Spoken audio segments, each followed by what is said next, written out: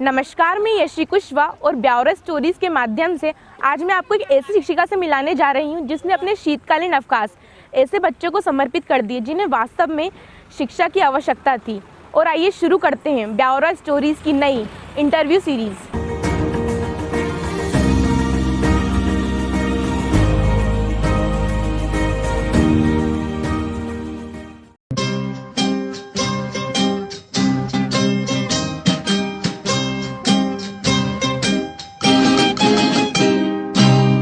किसी की मुस्कुराहटों पे हो निसार, किसी का दर्द मिल सके तो ले उधार, किसी के वास्ते हो तेरे दिल में प्यार, जीना इसी का नाम है। किसी की मुस्कुराहटों पे हो निसार, किसी का दर्द मिल सके तो ले उधार, किसी के वास्ते हो तेरे दिल में प्यार, जीना इसी का नाम है।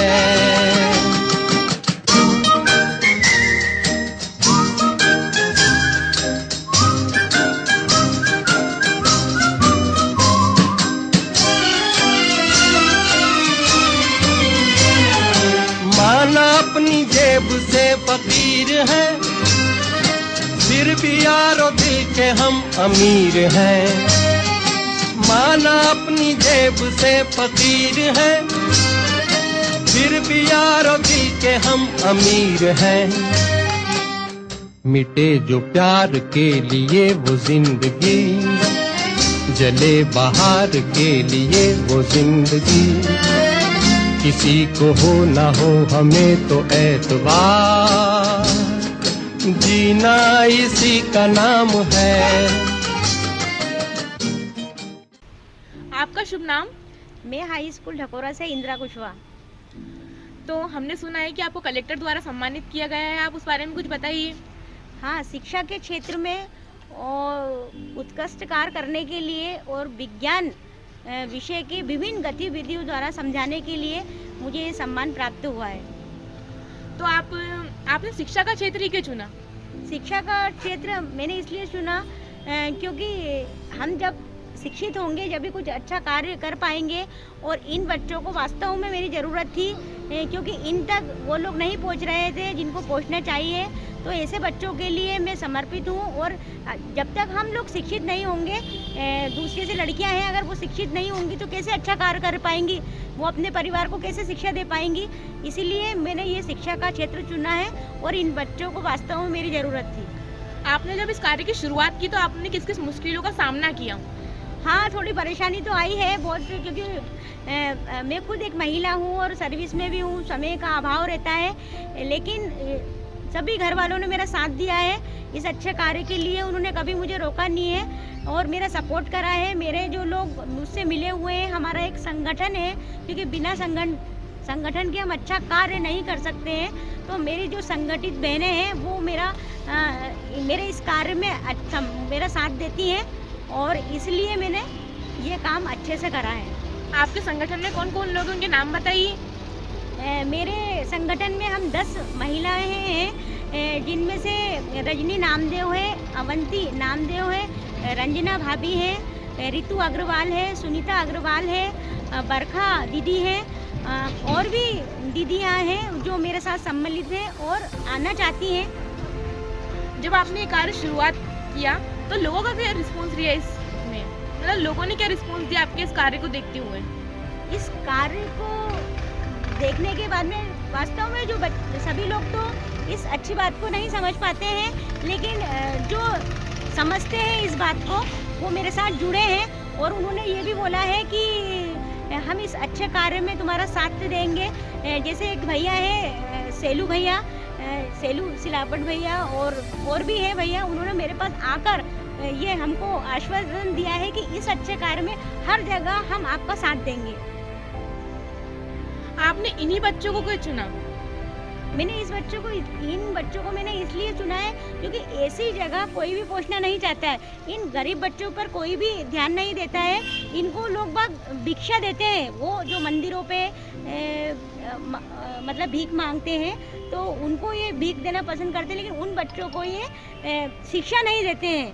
तो मेरा ये कहना है सभी लोगों से कि इन बच्चों से एक बार कम से कम 2 मिनट का समय निकालकर इन बच्चों से पूछें कि क्या वास्तव में ये पढ़ना भी चाहते हैं, तो उसका आपको जवाब मिलेगा। आप ये बहुत अच्छा कार्य कर रही हैं। इसकी प्रेरणा आपको कहाँ से मिली? वास्तव में इसकी प्रेरणा मुझे मेरे पापा से मिली है, और मैं अपने पापा को शुरू से देखते आई हूँ कि वो चिड़ियों को और चिड़ियों को चुन देते थे, और क्या कहते हैं, पक्षियों के लिए दाने डालते थे।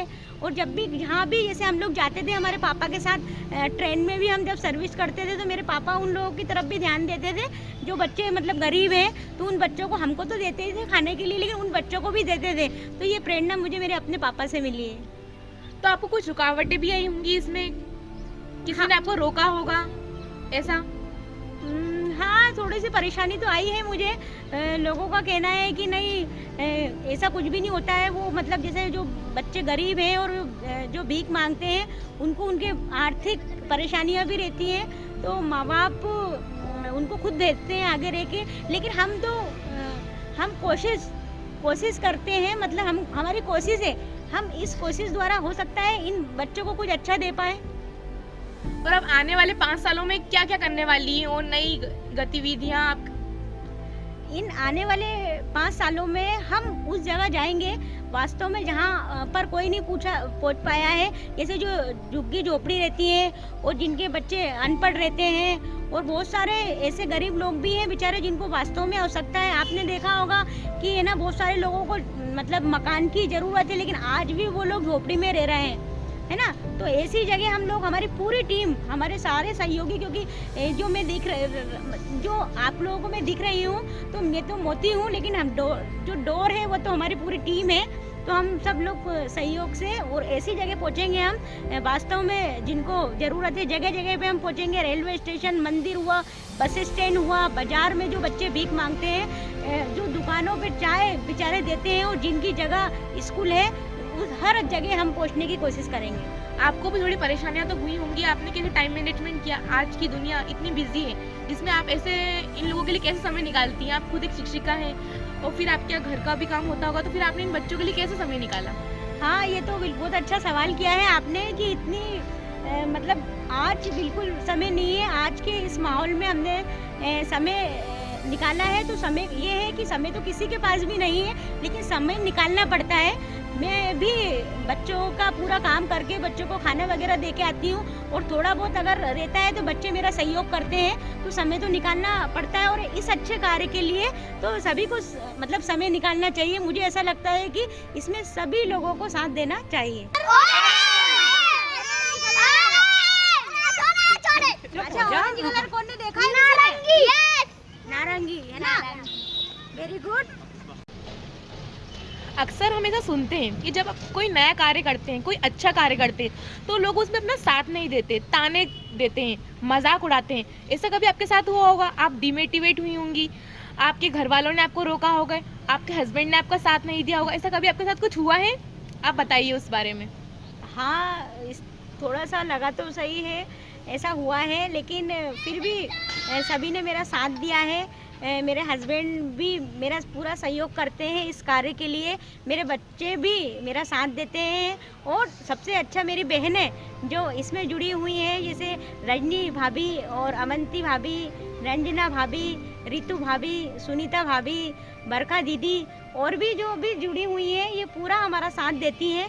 और बस इन लोगों का, मेरी जो बहनें हैं और मेरे जो पति देव हैं, उनका सबका कहना है कि आप तो अच्छे कार्य करते रहिए और हम आपके साथ हैं। तो इन लोगों के बल पे ही मैं ये इस अच्छे कार्य कर रही हूँ ना। कल हमने बलून दिए थे ना, चलो सब बच्चे बोलेंगे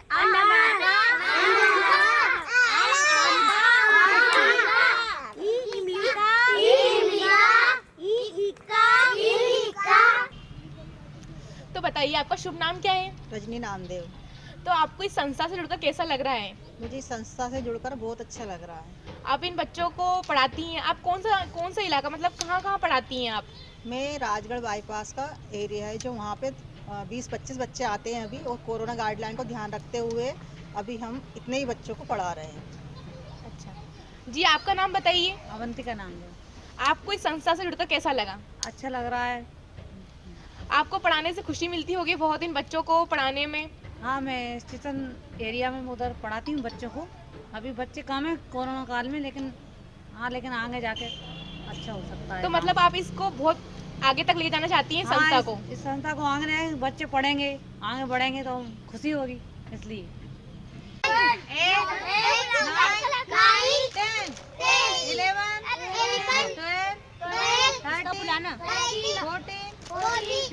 तो अपनी सोसाइटी और यूथ को क्या संदेश देना चाहती हैं?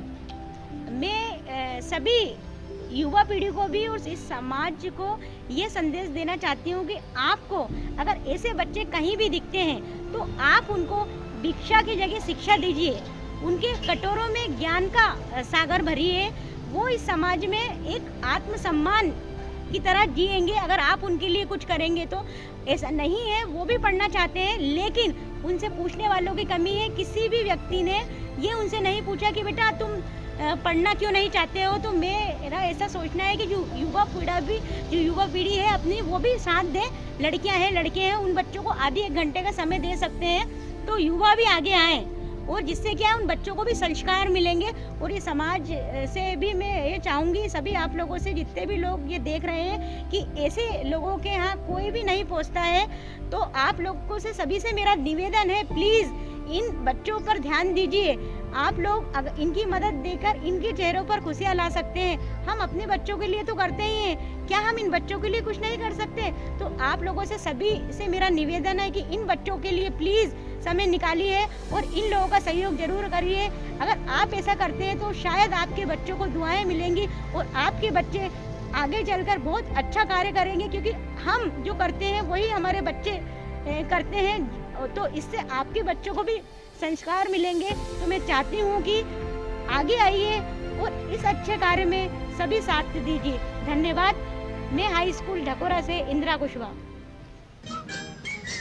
तो ये थी ब्यावरा की प्रेरणादायक शिक्षिका इंदिरा कुशवाहा, जो कि विगत वर्षों से एक संस्था चला रही हैं जिसका नाम है भिक्षा नहीं शिक्षा। इनका केवल एक ही उद्देश्य है, जो बच्चे पढ़ाई से वंचित हैं उन्हें पढ़ा सकें, उन्हें काबिल बना सकें, क्योंकि शिक्षा से ही जीवन के अंधकार को दूर किया जा सकता है।